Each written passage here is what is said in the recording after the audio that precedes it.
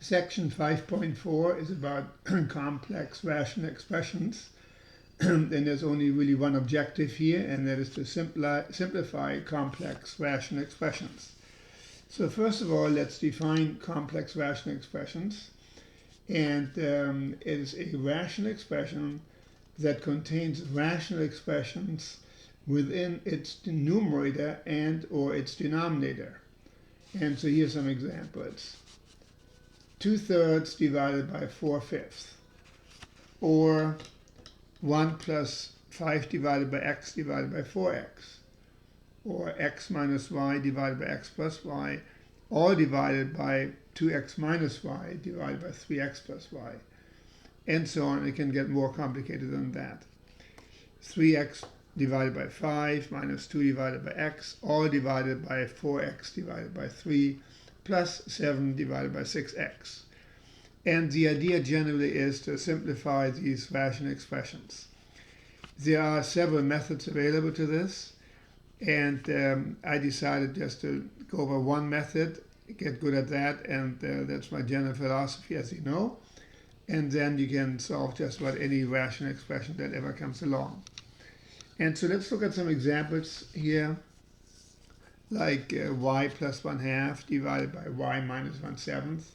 And the general idea is to multiply the numerator and the denominator by the LCD, the least common denominator, for all of the denominators.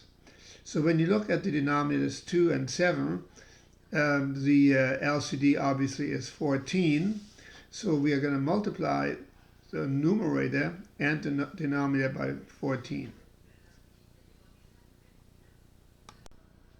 So when we multiply the numerator by 14, then we multiply 14 times y, which is 14y.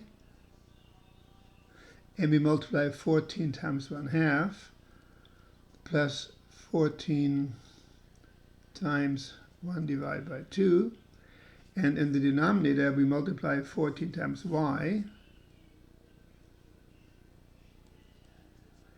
minus 14 times 1/7. And that'll give us 14y. And 14 divided by 2 is 7. In the denominator, we have 14y. And 14 divided by 2 is minus 14 divided by 7 is minus 7. It's minus 2 rather.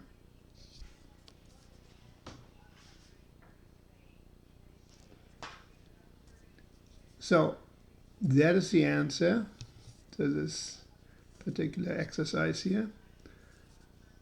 14y plus 7 divided by 14y minus 2.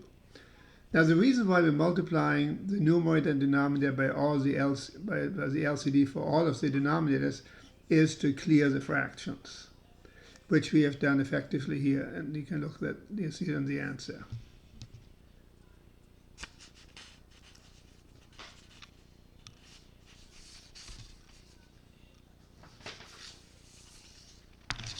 The next example we're going to look at is very similar. It is 1 minus 1 divided by x divided by 1 minus 1 divided by x squared. So here the LCD is clearly x squared. That'll clear all of the denominators, the x squared and the x.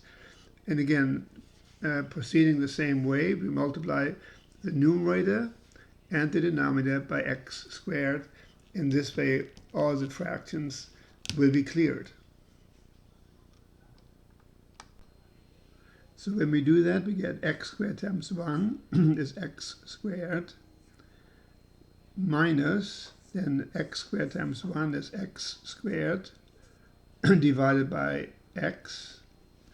In the denominator, we get 1 times x squared is x squared minus x squared divided by x squared. So then in the numerator,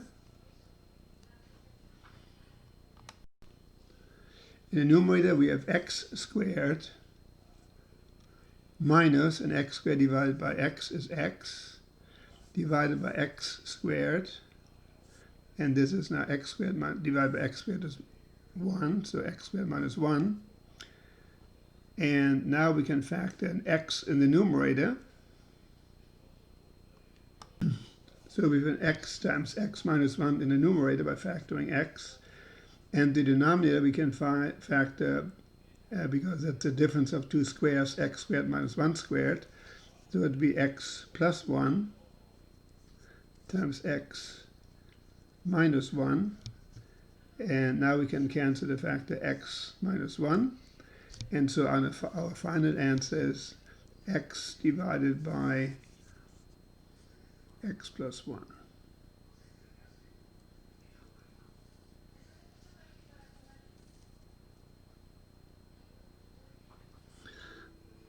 So that's the simplification of this complex rational expression, x divided by x plus 1.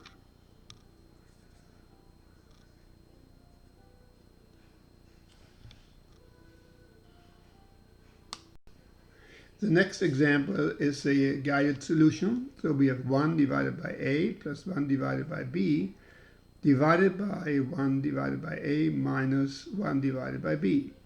So we realize that the least common denominator for all the fractions, for all the denominators, is a times b. So we multiply the numerator by a times b, and of course we also multiply the denominator by a times b, or ab. So 1 divided by a plus 1 divided by b times ab, and then for the denominator 1 divided by a minus 1 divided by b times ab. So that's 1 divided by a times ab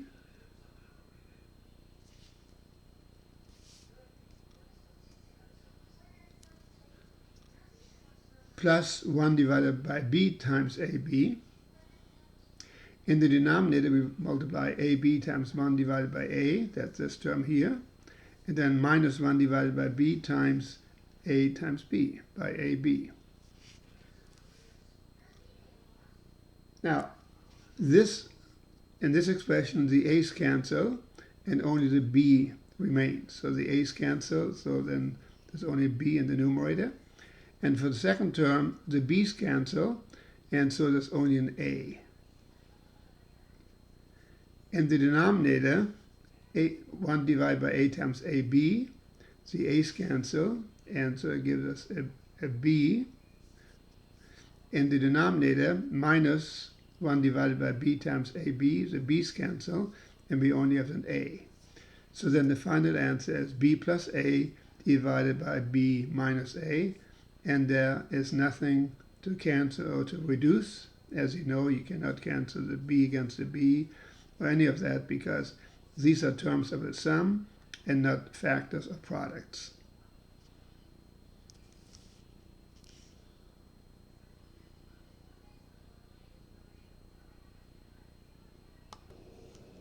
In the next example, we have 1 divided by a minus 1 divided by b, all divided by 1 divided by a to the third minus 1 divided by b to the third. So the LCD is a to the third, b to the third, because that would clear a and b also. So a to the third, b to the third is the LCD. So we multiply the numerator, 1 divided by a minus 1 divided by b, by the LCD, a to the third, b to the third. And then for the denominator, 1 divided by a to the third, minus 1 divided by b to the third. We multiply that by the LCD, a to the third, b to the third. So therefore we get a to the third, b to the third divided by a.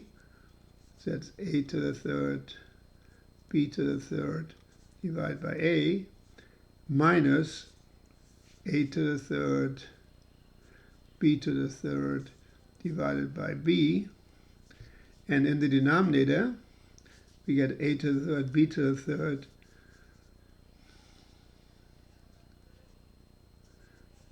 divided by a to the third, minus a to the third, b to the third, divided by b to the third. And so in the numerator, we have the a's canceling out, and we get a squared b to the third, a squared b to the third, because the a against the a to the third gives us an a squared, minus, and here the b one of the b's cancel, so we get a to the third, b squared, the b against the b to the third, so a to the third b squared. In the denominator, the a to the thirds cancel, we get b to the third, minus, here the b to the thirds cancel, and so we have b to the third minus a to the third in the denominator. So the next step would be to factor the numerator and the denominator.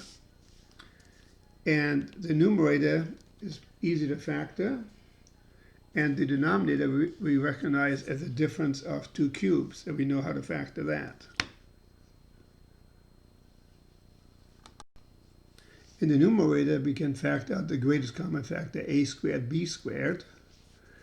And when we factor out an a squared b squared, there's only a squared b squared. Then there's a b, and an a squared b squared factoring from the second term leaves us a minus a. In the denominator, we are factoring the difference of two cubes, which is b minus a times b squared plus ba plus a squared. That's a factorization of the difference of two cubes. So now we can cancel the b minus a, and our final answer is a squared b squared divided by b squared plus ba plus a squared.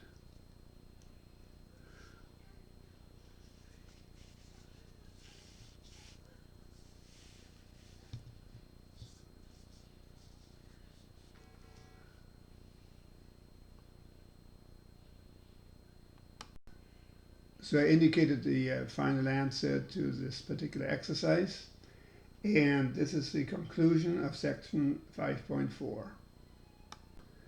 I wrote the final solution next to the original problem, and this is the end of section 5.4.